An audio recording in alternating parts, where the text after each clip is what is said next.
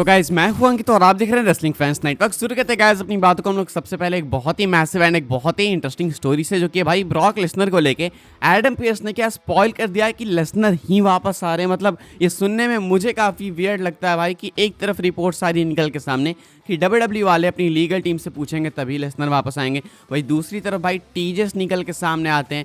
Adam Pearce जैसे लोग भाई टीज करते हैं या तो बोलो स्पॉइल करते हैं। क्या है मैं आपको बता देता हूँ, कल एडम पीयर्स भाई एक ट्विटर पोस्ट करते हैं, साथ में इंस्टाग्राम पे भी पोस्ट करते हैं, लेसनर की पिक्चर डालते हैं। लेकिन ये अभी वाले लेसनर नहीं है भाई, ये पहले वाले लेसनर हैं। एंड आप देख सकते हो कि यहाँ पे लेसनर है, पॉल हेमन दोनों फोटो में, पीछे एडम पीयर्स भी हैं, यानी कि खुद को भी पोस्ट करते हैं। अब इसका मतलब क्या है आई डोंट नो भाई, एग्जैक्टली तो मैं नहीं बता सकता, लेकिन सिंपल सी चीज़ है भाई कि इस टाइम पे जिस टाइम पे लेसनर के लिए फैंस होप कर रहे हैं, भूखे हैं कि लेसनर भाई डब्ल्यूडब्ल्यू प्रोग्रामिंग पे देखने को मिल जाए, इस टाइम पे डब्ल्यूडब्ल्यू से कनेक्टेड कोई भी पर्सन अगर लेसनर के लिए पोस्ट करेगा, लेसनर का पोस्ट करेगा, तो सिंपल भाई रिटर्न की बातें होंगी। तो यहाँ पे भी भाई वही सारी बातें लोग कह रहे हैं भाई कि फिफ्थ मेंबर शायद लेसनर होंगे, पॉल हेमन उनको लेकर आएंगे। लेकिन एडम पीयर्स यहाँ पे फोटो में क्यों है उसका कोई आइडिया है नहीं, क्या पता एडम पीयर्स को ये पता हो बस इसीलिए। लेकिन कहानी में एक और ट्विस्ट है भाई, इससे पहले भी इन्होंने एक पोस्ट कर रखी है, वो है रॉलिंस के साथ में। तो चलो भाई सेथ रॉलिंस का भी समझ में आता है, मुझे किसी ने इंस्टा पे डीएम किया था कि भाई कहीं ऐसा तो नहीं है कि रॉलिंस को इन्होंने पोस्ट करा दिखाना चाहते हैं कि रॉलिंस को हम लोग मैच में नहीं डालेंगे, रॉलिंस लास्ट मिनट में रिप्लेस किए जाएंगे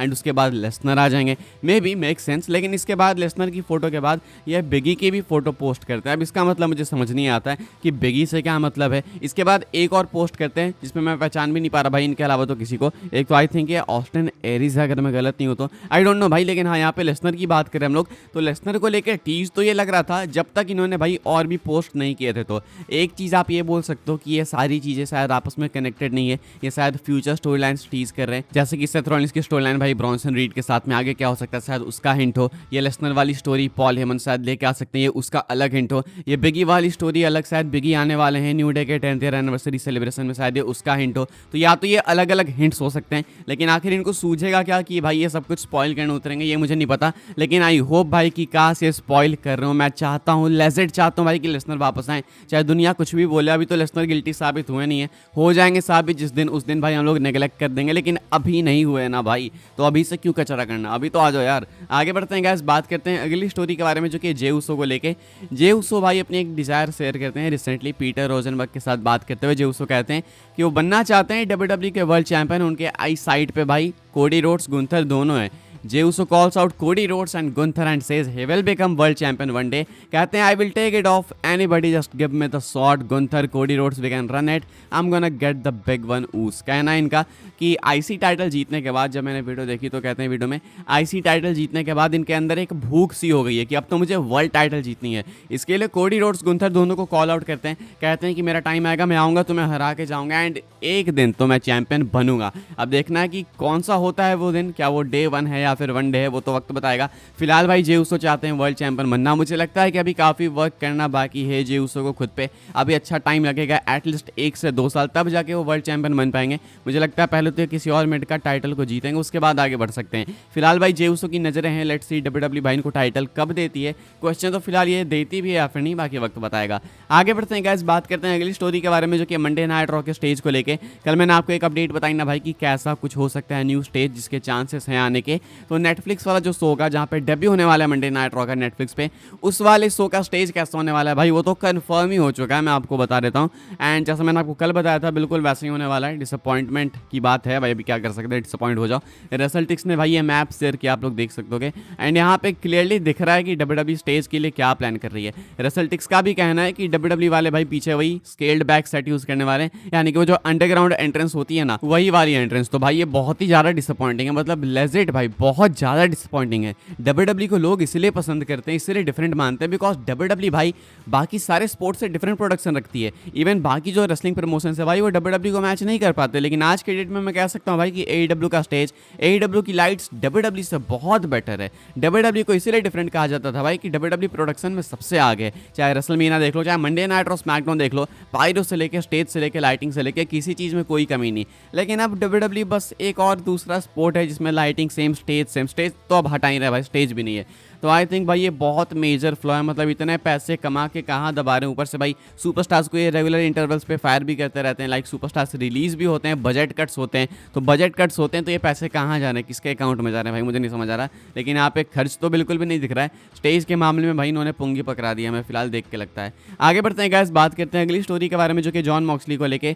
जॉन मॉक्सली भाई बिल्कुल भी इंटरेस्टेड नहीं दिख रहे हैं WWE रिटर्न में, हालांकि अभी टाइम है 2027 में, लेकिन स्टिल जॉन मॉक्सली का मूड अभी भी नहीं बन रहा है। लगता नहीं है कि मॉक्सली के माइंड में कुछ भी बदला है WWE के लिए।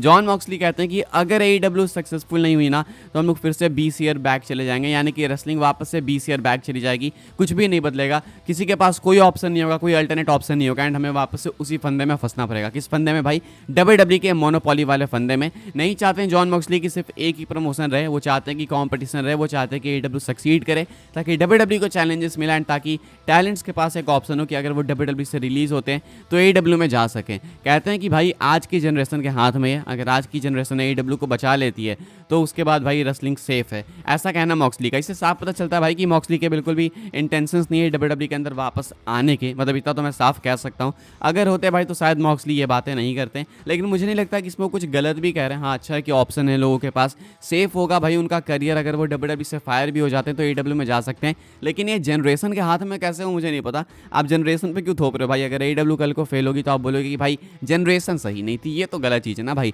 वो सेम जनरेशन WWE भी देख रही है, तो आप प्रोडक्ट अच्छा दो ना, डेफिनेटली देखेंगे, इसमें कोई दिक्कत की बात नहीं है। लेकिन ये जनरेशन पे थोपना तो गलत है। लेकिन हाँ, हमारा मेन पॉइंट ये नहीं है, मेन पॉइंट ये है भाई कि जॉन मॉक्सली अभी भी WWE के लिए सेम ओपिनियंस ही रखते हैं, कुछ भी बदला नहीं है। आगे बढ़ते हैं गाइस, बात करते हैं अगली स्टोरी के बारे में, जो कि B-Fab को लेके।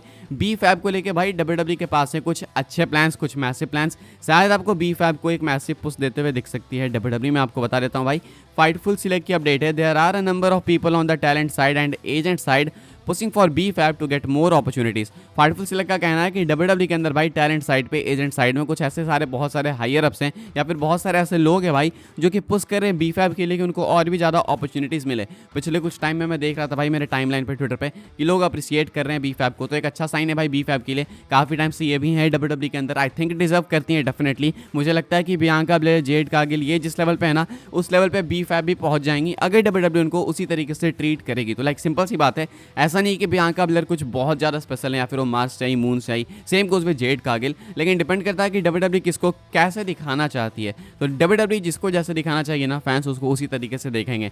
तो अब डिपेंड करता है कि ये B-Fab को कैसे दिखाते हैं। फिलहाल भाई अपॉर्चुनिटीज़ देने की डिमांड है, शायद इनको अपॉर्चुनिटीज़ मिलेगी, पुश इनको मिलेगा। अच्छा देखते हैं भाई ये कितना साइन कर पाती है, कितना नहीं। लेट्स हो भाई, बेस्ट विशेस इनके साथ में। बाकी फिलहाल भाई इस वाली वीडियो के लिए ये सारी अपडेट्स थी। आई होप आपको इन्फॉर्मेशन मिली हो। लिसनर के बारे में आप क्या सोचते हो भाई, इस वाली सिचुएशन के बारे में कमेंट करके बताना।